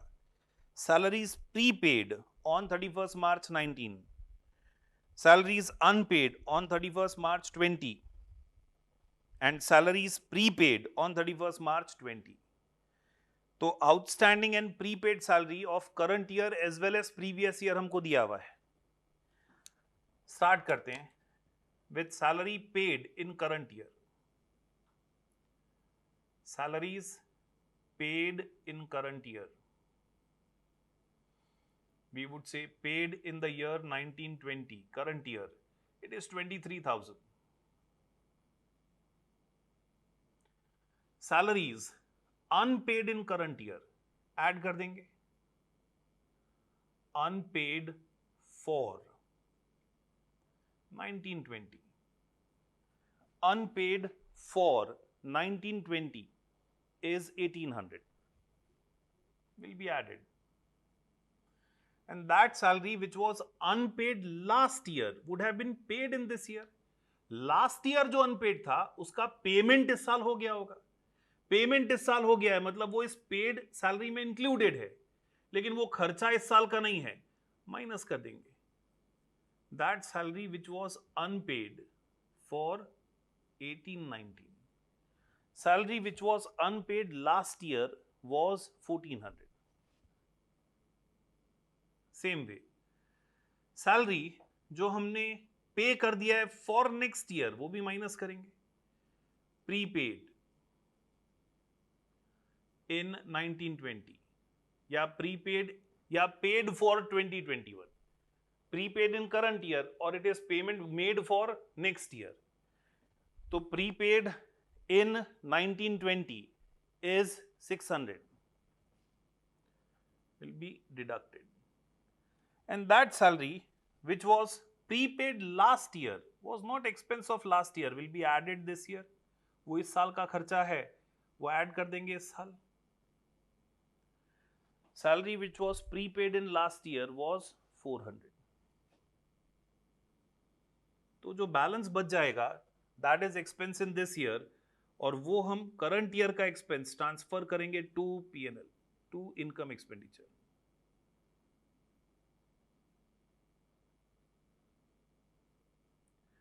तो current year's expense 23,200.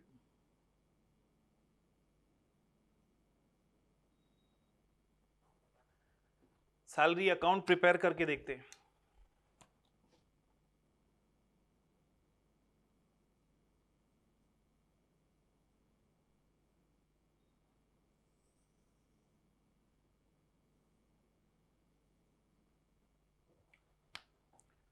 Salary account में सैलरी पेड, उसके लिए एंट्री पास करेंगे salary account debit to cash and bank account, या फिर salary account debit to receipt and payment account. Salary to cash और बैंक या salary to receipt and payment. फिर unpaid entry pass करेंगे salary to unpaid salary, salary to outstanding salary. This is outstanding salary for 1920 for current year. Unpaid for last year, उसके लिए same entry last year दिया होगा, salary to outstanding salary. इस साल reverse कर देना है, इस साल एंट्री पास कर देना है outstanding salary account debit to salary. This is outstanding of 1819. Prepaid entry will be prepaid salary to salary, prepaid salary to salary. मैं दो तरीके से बोल सकता हूं, दिस इज प्रीपेड इन 1920 या फिर प्रीपेड इन 1920 या फिर पेमेंट गिवन फॉर 2021. इस साल का प्री पेमेंट है या पेमेंट फॉर नेक्स्ट ईयर है 600. एंड लास्ट ईयर जो प्रीपेड था उसके लिए लास्ट ईयर हमने ये एंट्री दिया था प्रीपेड सैलरी टू सैलरी. इस साल रिवर्स कर देंगे एंट्री, इस साल एंट्री हो जाएगा salary account debit to prepaid salary, salary account debit to prepaid salary. This was prepaid in 1819. तो सैलरी अकाउंट में जो बैलेंस बच जाएगा, that balance remaining in salary account, वो अपना इस साल का एक्सपेंस है और वो हमको ट्रांसफर कर देना है to income and expenditure account. 23,200. तो either you do this working या फिर सैलरी अकाउंट बना के डिसाइड कर सकते हो what will be transferred to income expenditure account. तो please pause and copy this.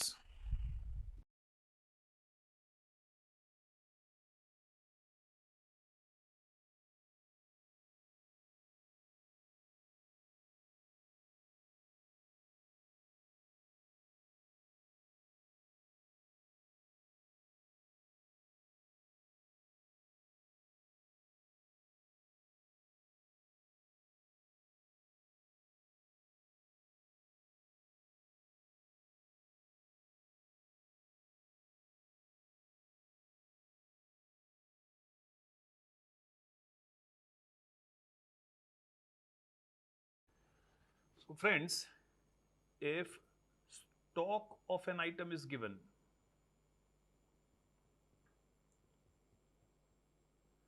see stock अगर किसी आइटम का दिया है, फॉर एग्जांपल स्टेशनरी का स्टॉक आपको दिया है, स्टैम्प्स का स्टॉक दिया है, स्पोर्ट्स मटेरियल का स्टॉक दिया है, किसी भी आइटम का स्टॉक अगर दिया है, तो हमको एक ही चीज ध्यान रखना है, what we need to record in income expenditure. हमको इनकम एक्सपेंडिचर में क्या रिकॉर्ड करना है सर? अपना इस साल का खर्चा रिकॉर्ड करना है. खर्चा क्या हुआ? स्टॉक अपना खर्चा है क्या? नहीं. परचेज ऑफ दैट आइटम अपना खर्चा है क्या? नहीं. कंजम्पशन ऑफ दैट आइटम अपना खर्चा है. जितना कंज्यूम हमने किया है, जितना यूज हमने किया है, दैट इज आवर एक्सपेंस. तो अगर किसी भी आइटम का ओपनिंग क्लोजिंग स्टॉक दिया है, हमको कंजम्पशन पता लगाना है. कंजम्पशन कैसे पता लगाएंगे सर? सिंपली स्टॉक अकाउंट बना के. Simply prepare stock account to calculate consumption. We would say if opening and closing stock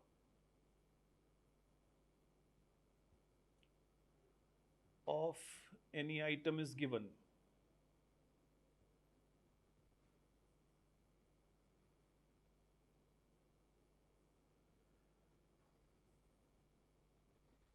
if opening and closing stock of any item is given and there is no sale of that item,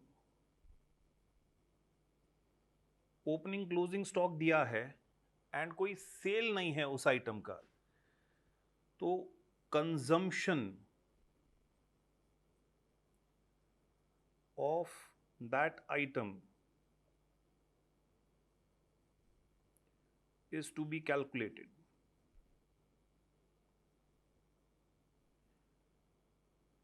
And it is to be calculated by preparing a stock account. How will you calculate consumption? You will simply prepare a stock account.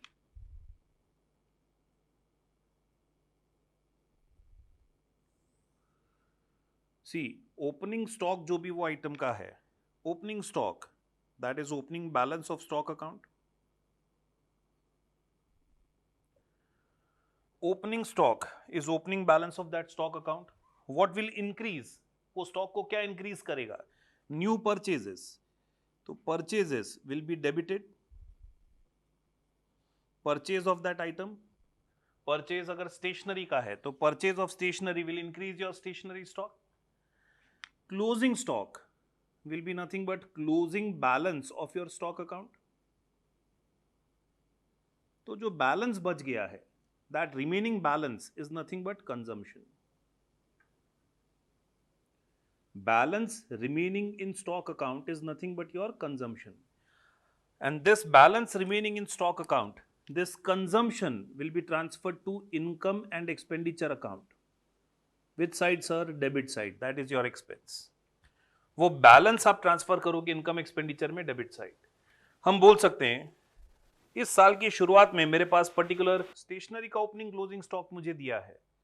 Opening stock of stationery मैंने इधर show किया. Any purchase of stationery will increase balance of stationery. कोई भी purchase मैंने stationery during the year किया है तो ये स्टॉक बढ़ जाएगा. मतलब opening stock plus purchase is total stationery available with me. ये टोटल स्टेशनरी मेरे पास अवेलेबल है. उसमें से साल के एंड में जो बच गया वो मैंने माइनस किया. अपोजिट साइड लिखा मतलब माइनस किया. तो टोटल स्टेशनरी माइनस जो स्टेशनरी बच गया है, तो कितना यूज किया वो मिल जाएगा ना मुझे, और जो स्टेशनरी इस साल यूज किया वही मेरा इस साल का एक्सपेंस है, वही मुझे ट्रांसफर करना है to my income expenditure account. Secondly friends, suppose ये परचेज भी नहीं दिया है, पेमेंट गिवन फॉर स्टेशनरी दिया है, but you are not given information about purchase. अगर परचेज ऑफ स्टेशनरी का इंफॉर्मेशन नहीं दिया है, परचेज ऑफ दैट आइटम का इंफॉर्मेशन नहीं दिया है, तो हमें सप्लायर्स अकाउंट प्रिपेयर करके परचेज कैलकुलेट करना पड़ेगा। We would say if information regarding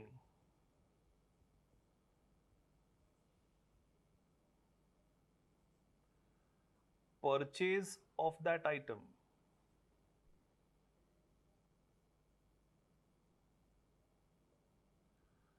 is not given, then prepare suppliers account। Purchase नहीं दिया है तो आपको पेमेंट फॉर दैट आइटम दिया होगा। क्या दिया होगा friends? Payment for that item दिया होगा। तो परचेज का इंफॉर्मेशन ना दिया जाए, पेमेंट का इंफॉर्मेशन दिया जाए, तो हम लोग क्या करेंगे? हम लोग एक सप्लायर्स का अकाउंट प्रिपेयर कर देंगे। ओपनिंग बैलेंस सप्लायर्स का अगर दिया है, सप्लायर मतलब अपना लायबिलिटी, पैसा देना बाकी है, ओपनिंग क्रेडिट बैलेंस होगा। पेमेंट गिवन टू सप्लायर्स क्या एंट्री होगा? Suppliers to receipt and payment या suppliers to cash and bank. Closing balance suppliers का दिया होगा।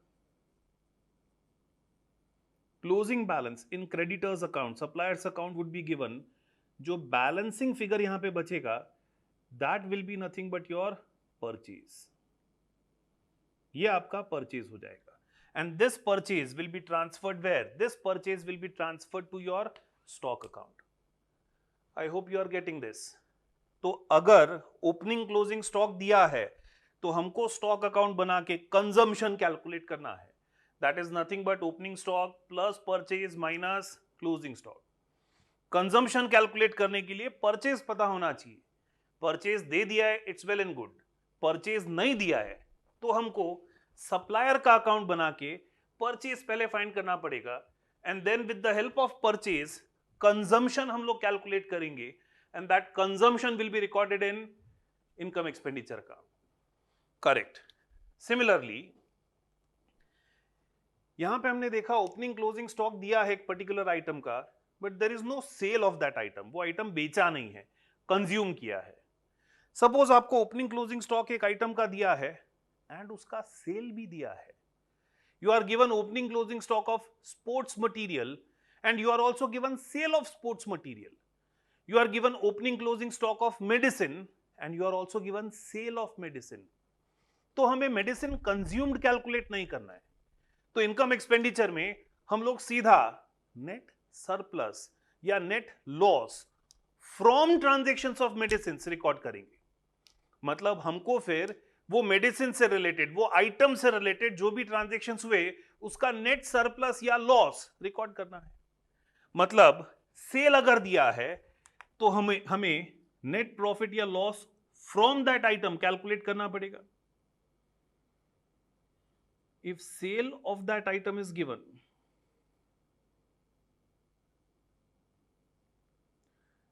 I am again repeating, sale नहीं दिया है, खाली वो आइटम का ओपनिंग क्लोजिंग स्टॉक दिया है, तो कंजम्पशन कैलकुलेट करना है बाय प्रिपेयरिंग स्टॉक अकाउंट। वो पर्टिकुलर आइटम का ओपनिंग क्लोजिंग स्टॉक है एंड सेल भी दिया है, तो हमको कंजम्पशन कैलकुलेट नहीं करना है, हमको नेट सरप्लस या लॉस कैलकुलेट करना है। और वो नेट सरप्लस या लॉस कैसे मिलेगा sir? Simply by preparing a trading account for that item. By preparing a trading account for that item. कैसे कैलकुलेट करेंगे? कैलकुलेट सरप्लस और deficit from sale by preparing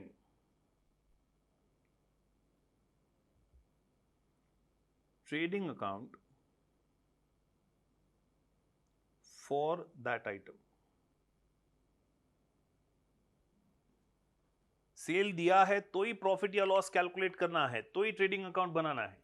cell नहीं दिया है, कंजम्पशन कैलकुलेट करके इनकम एक्सपेंडिचर में show कर देना है।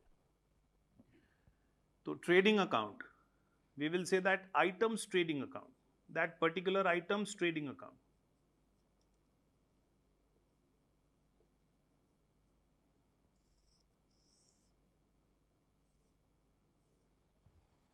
ट्रेडिंग अकाउंट कैसे बनाते हैं सर?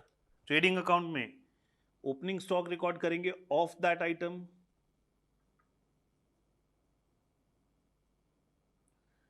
परचेज रिकॉर्ड करेंगे ऑफ दैट आइटम। परचेज नहीं दिया है तो सप्लायर्स अकाउंट प्रिपेयर करके परचेज कैलकुलेट कर सकते हैं। If there are any expenses which can be directly related to that item, कोई खर्चा दिया है जो डायरेक्टली उस आइटम की परचेज से आप रिलेट कर सकते हो, तो एक्सपेंसेस शो करना है। Sales of that item is to be shown. Closing stock, वो पर्टिकुलर आइटम का, जैसे हम नॉर्मली ट्रेडिंग अकाउंट बनाते हैं, वो पर्टिकुलर आइटम का आपको ट्रेडिंग अकाउंट बना देना है। और जो नेट सरप्लस आपको मिलेगा, balance in trading account will be your surplus. तो ये जो नेट सरप्लस आपको मिलेगा, this net surplus is to be transferred to income expenditure account. Surplus है तो क्रेडिट साइड, लॉस आता डेबिट साइड।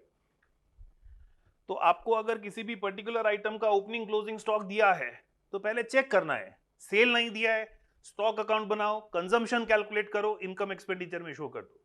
सेल दिया है, ट्रेडिंग अकाउंट उस आइटम के लिए बनाओ, उसका नेट सरप्लस कैलकुलेट करो and show only that net surplus in your trading account, in your income expenditure account. तो आप लोग स्क्रीन पॉज करके इतना पहले कॉपी कर लेंगे, फिर हम लोग एग्जांपल्स देखते हैं।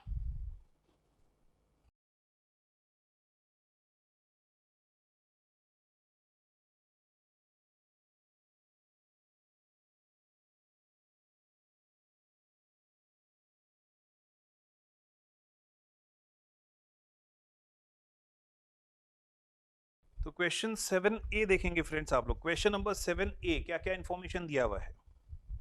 Following information of TT Club is related to the for the year ended 31st March 2020. Stock दिया है स्पोर्ट्स मटेरियल का, opening as well as closing. Amount due for sports material दिया है, subscription due and subscription received in advance का opening closing balance दिया है। Subscription received during the year is 3,75,000. Payment for sports material is 2,25,000. Prepare sports material and subscription account and show how it will appear in balance sheet.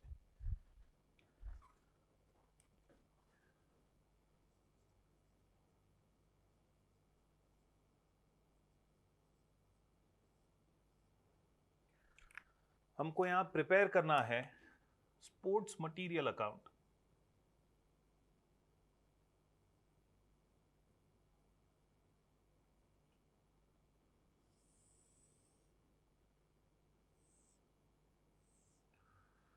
हमको prepare करना है subscription account.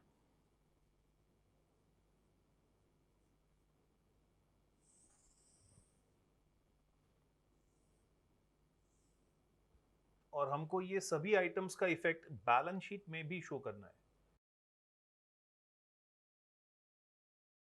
We would be just for understanding looking at effects of these transaction in balance sheet on 1/4/19 and balance sheet as on 31st March 2020.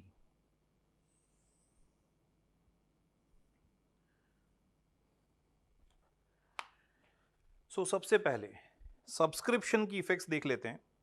Subscription received during the year is 3,75,000. Subscription received, proper books of account बनाया है तो cash bank debit किया होगा। Proper books नहीं बनाया है, receipt and payment में record होगा। एंट्री पास होगा, receipt and payment account debit to subscription, receipt and payment account debit to subscription. Proper books बनाया है तो cash bank debit to subscription 3,75,000। फिर सर सब्सक्रिप्शन ड्यू दिया है, सब्सक्रिप्शन ड्यू 11,250, तो वो सब्सक्रिप्शन ड्यू लास्ट ईयर की बैलेंस शीट में शो किया जाएगा। Subscription due 11,250, this subscription which was due last year. सोचिए जरा, लास्ट ईयर इस सब्सक्रिप्शन ड्यू के लिए हमने क्या एंट्री दिया होगा? सब्सक्रिप्शन ड्यू एसेट है, रिसीवेबल इन फ्यूचर है, डेबिट किया होगा। सब्सक्रिप्शन इनकम है, लास्ट ईयर का इनकम है तो लास्ट ईयर उसे क्रेडिट किया होगा। मतलब सब्सक्रिप्शन ड्यू के लिए लास्ट ईयर एंट्री दिया होगा, सब्सक्रिप्शन ड्यू अकाउंट डेबिट या outstanding subscription account debit to subscription. इस साल क्या करेंगे सर? वो एंट्री रिवर्स करेंगे। वो सब्सक्रिप्शन जो लास्ट ईयर ड्यू था वो इस साल मिल गया होगा, but is that income of this year? क्या वो इस साल का इनकम है? नहीं। तो इस साल की इनकम में से उसे माइनस करना है। तो subscription account debit to subscription due to outstanding subscription,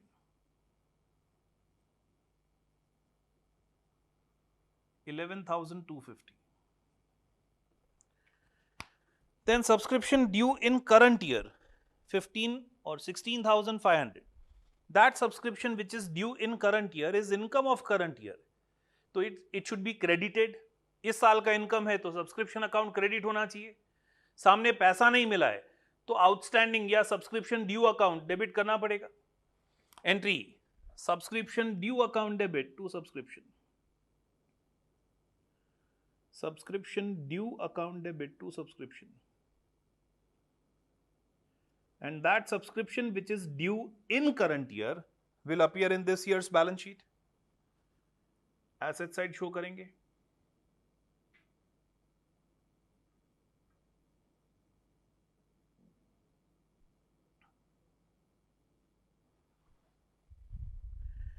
फिर subscription received in advance, pre received subscription opening balance में दिया है, that is our liability. Last year हमने लायबिलिटी साइड शो किया होगा। For this pre received subscription last year क्या entry दिया होगा? सर लास्ट ईयर ये अपना इनकम नहीं था, एडवांस में मिल गया था, तो हमने लास्ट ईयर अपनी इनकम में से इसको माइनस किया होगा। मतलब last year subscription account debit किया होगा एंड प्री रिसीव सब्सक्रिप्शन क्योंकि लायबिलिटी है क्रेडिट किया होगा। तो लास्ट ईयर हमने एंट्री दिया होगा subscription account debit to pre receive subscription. Again इस साल रिवर्स करना पड़ेगा।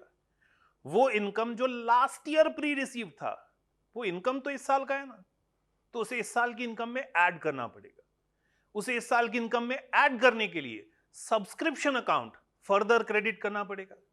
मतलब एंट्री पास हो जाएगा pre received subscription account debit, वो लायबिलिटी को क्लोज करेंगे। Pre received subscription account debit to subscription account 9,000, and then subscription pre-received in current year is 5,250. Subscription received in advance in current year, entry will be subscription को reduce करेंगे, subscription account debit to pre-received subscription,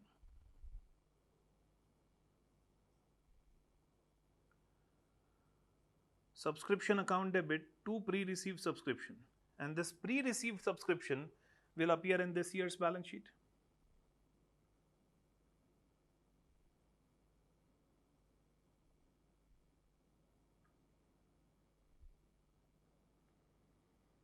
तो we can now से subscription account में जो भी balance बचेगा that is expense of this year, और वो हम ट्रांसफर कर देंगे टू पीएनएल।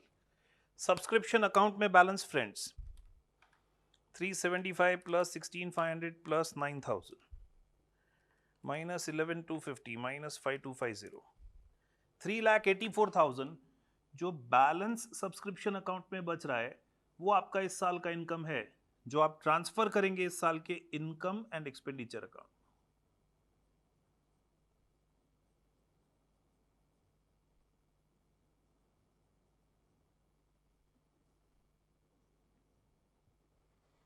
करेक्ट?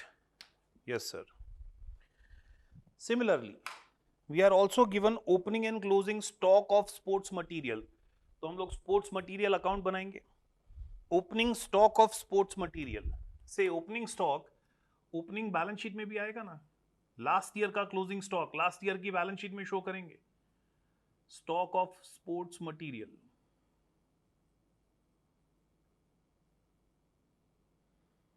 और क्या हम बोल सकते हैं, it is nothing but opening balance in sports material account.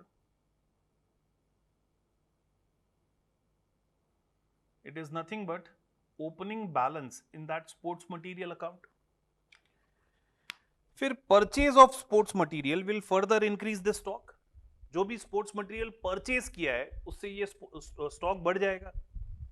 Purchase नहीं दिया है हमको, we are not given information about purchase, but we are given information about payment of sports material. Payment कितना किया स्पोर्ट्स मटेरियल के लिए वो दिया है. परचेज ना दिया जाए तो हमको क्या करना पड़ेगा, हमको एक सप्लायर्स का अकाउंट प्रिपेयर करना पड़ेगा. Supplier for sports material,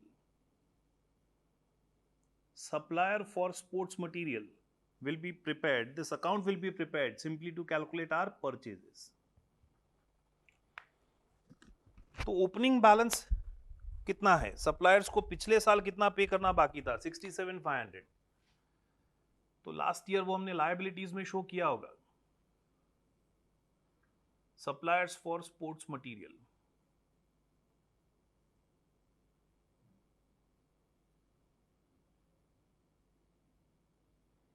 we would say it is opening credit balance, opening credit balance in our sports material account.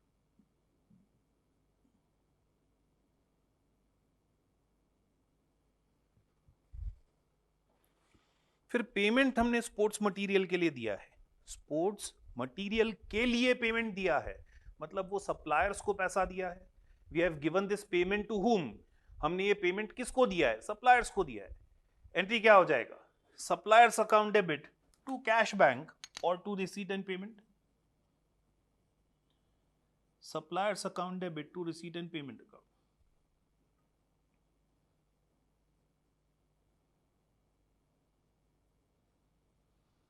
And after this payment, closing balance remaining is 97,500. After this payment, supplier के account में closing balance remaining कितना है, 97,500 है sir.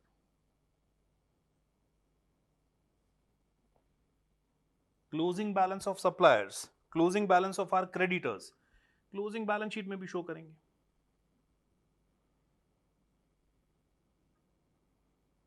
Suppliers of sports material,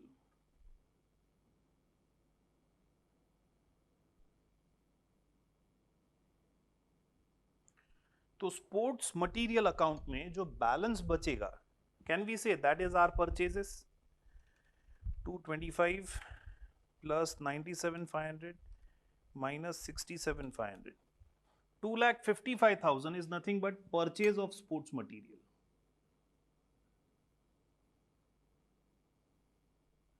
During the year 2,55,000 जितना sports material हमने purchase किया है, तो स्पोर्ट्स मटेरियल अकाउंट में डेबिट साइड शो करेंगे to suppliers.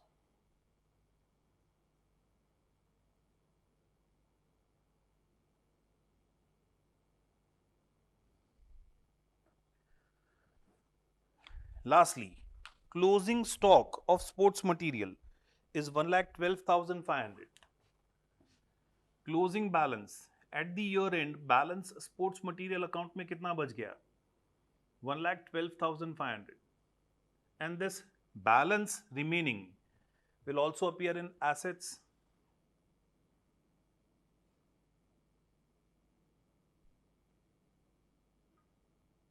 As stock of sports material.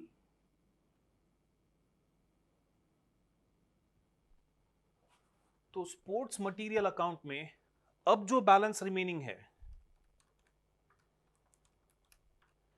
2,17,500, क्या होगा ये बोलिए, this is nothing but our consumption.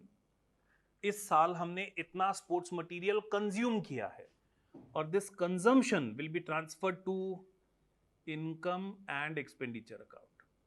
वो आपका इस साल का खर्चा है, तो वो आप इस साल ट्रांसफर कर दोगे to income and expenditure account. I hope आपको समझ में आया पूरा सब। पॉज करेंगे एंड कॉपी करेंगे।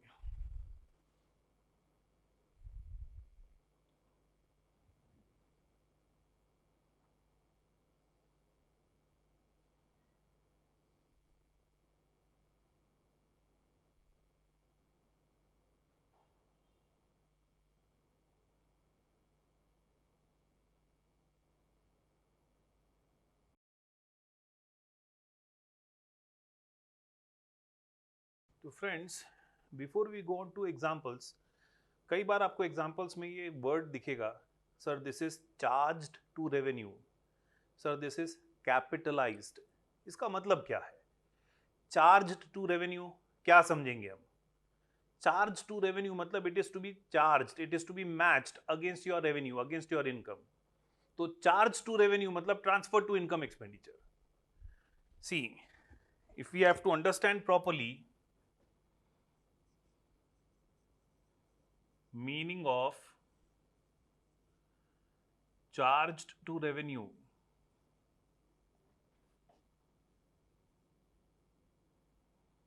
अगर हमको समझना है meaning of charged to revenue and capitalised, तो हम सबसे पहले फ्रेंड समझते हैं in case of payments. In case of payments, अगर हम पेमेंट्स की बात करें, इन केस ऑफ पेमेंट्स अगर लिखा जाए चार्ज्ड टू रेवेन्यू, मतलब it is to be matched with revenue, उसे रेवेन्यू के साथ मैच करना है, उसे हम सीधा ट्रांसफर कर देंगे to income expenditure account. Transferred where? Transferred to income and expenditure account. अगर बोला जाए कैपिटलाइज करो, पेमेंट को कैपिटलाइज करो, मतलब पेमेंट को कैपिटल एक्सपेंस मान लो। कैपिटल एक्सपेंस मान लो मतलब एसेट साइड ट्रांसफर कर दो, simply transfer that payment into your assets. Same way, if we talk of receipts, अगर हम receipts की बात कर रहे हैं, if we are talking of receipts, charged to revenue बोला है,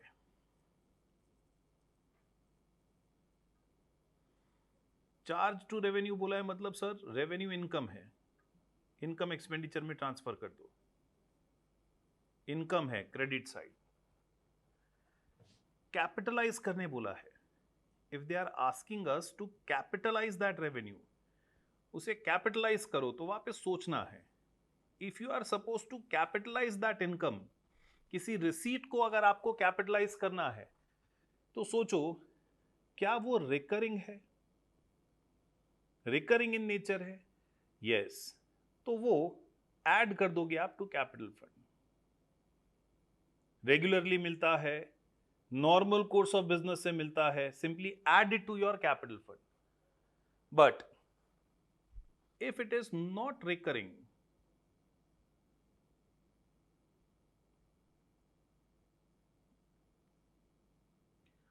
if it is a receipt for a special purpose, recurring नहीं है, आपको रिसीट मिला है फॉर अ स्पेशल पर्पस, तो since you are suppose to capitalise it, तो आप उसे शो करेंगे balance sheet liability side, not by adding it to capital fund, but you will show it in balance sheet liability side separately. तो अगर कोई payment आपने किया है और बोला है it is to be charge to revenue, मतलब खर्चा मान के इनकम एक्सपेंडिचर में डाल देना है। पेमेंट आपने किया और बोला है कैपिटलाइज करो, एसेट साइड शो कर देना है।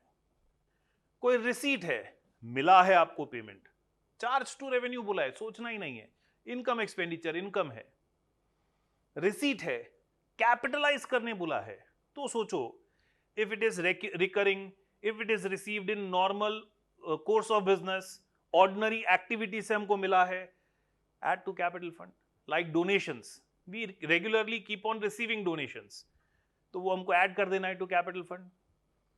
नॉट रिकरिंग है, स्पेशल पर्पस के लिए मिला है, donation receive for a specific purpose, तो वो कैपिटलाइज अगर करना है we will show it separately in our liability side.